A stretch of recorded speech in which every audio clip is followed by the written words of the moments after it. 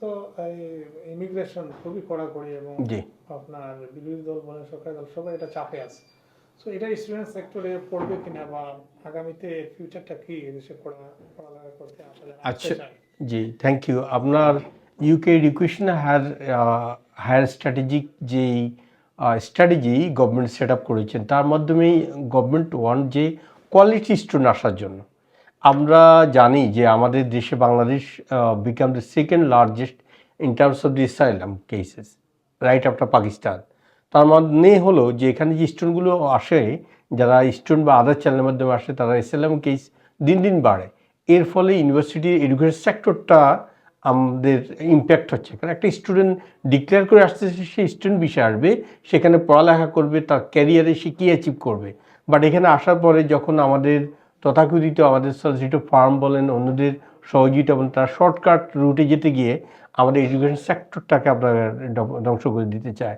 1000 ভালো স্টুডেন্টের মধ্যে 2টা 3টা 4টা 5টা খারাপ কেসের জন্য আমাদের পুরো সেক্টরটা ড্যামেজ হচ্ছে।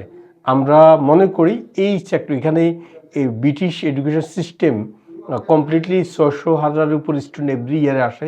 এটা ডিপেন্ড করে কমপ্লিটলি, সেক্টরটা ডিপেন্ড করে ইন্টারন্যাশনাল স্টুডেন্টের ডিপেন্ড করে।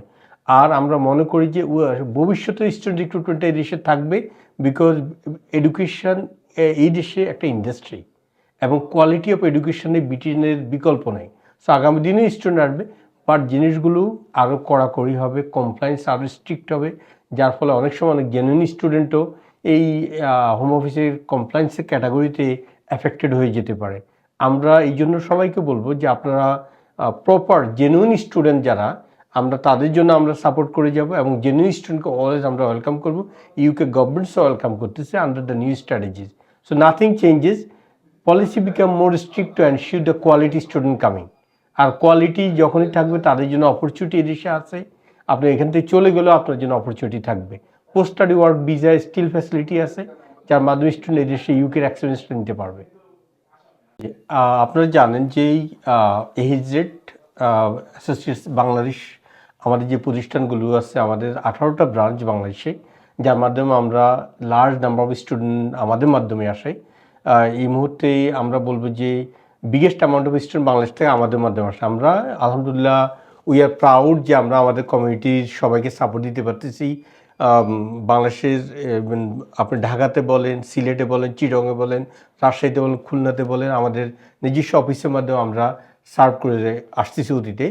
এবং প্রতি বছর প্রায় 10,000 স্টুডেন্ট বাংলাদেশ থেকে ইউকেতে আসে এবং আলহামদুলিল্লাহ we can proudly say majority of the student আমাদের সাপোর্ট নিয়ে আসেন।